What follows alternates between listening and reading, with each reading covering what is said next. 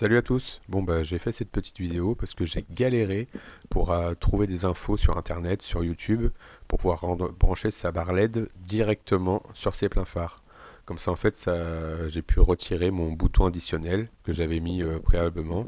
Donc dans la vidéo je vous montre pas comment on branche la barre LED directement sur la batterie, etc. Mais je vous ai montré comment tester ces fils au niveau du plein phare. Là, c'est un petit schéma qui m'a bien aidé pour savoir justement comment faire pour pouvoir brancher ces fils directement sur le plein phare. Il y en a qui veulent peut-être le mettre sur leur feu de croisement. C'est à peu près le même principe hein, dans tous les cas. Donc j'ai fait des tests avec un testeur pour tester le voltage. J'ai fait cette vidéo sur le C-Force 625 de chez CF Moto, sur le L7, le long. Je commence à démonter le cache en plastique qui se trouve derrière le garde-boue avant.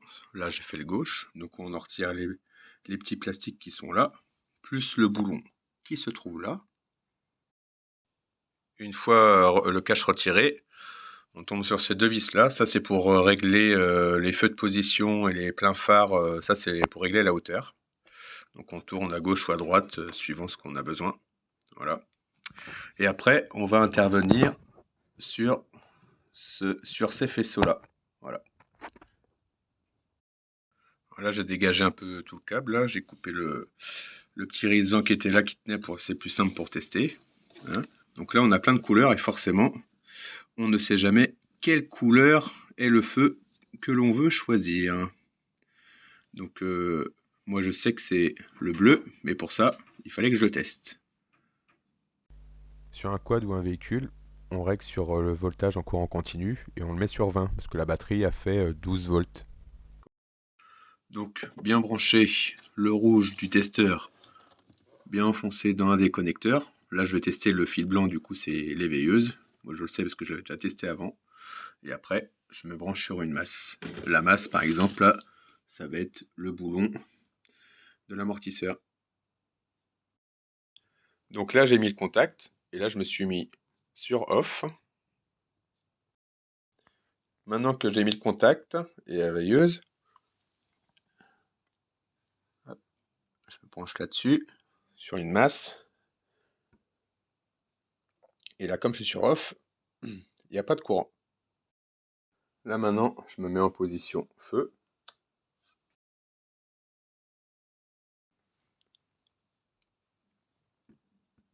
Et là, j'ai 11 volts à peu près.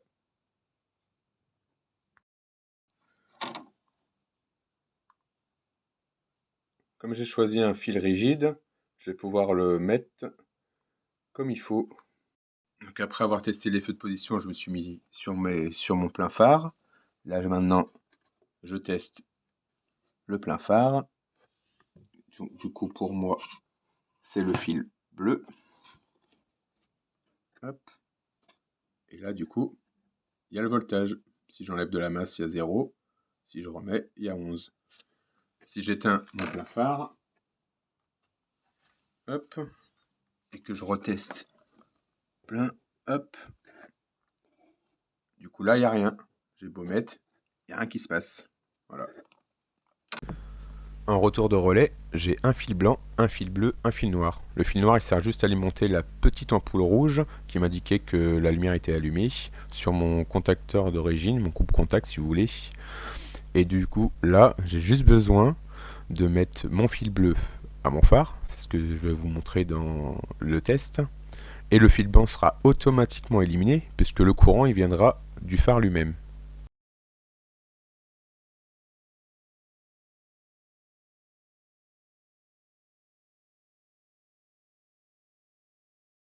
Alors pour le test, j'ai pris un domino, où là c'est comme un wago en fait. Donc j'ai fait mon test avec un grand fil que je vais brancher sur mon bleu pour voir si ça marche. Et là maintenant on va voir que quand je me mets en feu de position, ça marche pas. Quand je me mets en plein phare, les deux fonctionnent ensemble. Voilà. C'est si simple que ça. Donc après, dans mon fameux domino Wago, bah, j'ai passé le même câble, que j'ai raccourci bien sûr, parce qu'il était un peu trop grand, c'était juste pour le test, que j'ai fait passer en dessous, voilà. Donc après on range un peu tout ça quand même, voilà.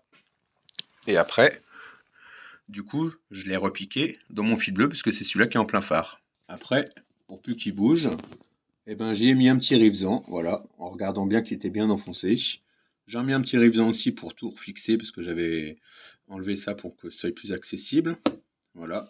Après, il n'y a plus qu'à remettre le cache. Dernière vérification quand même. On ne sait jamais si j'ai mal remis. Hop. Veilleuse. Plein phare.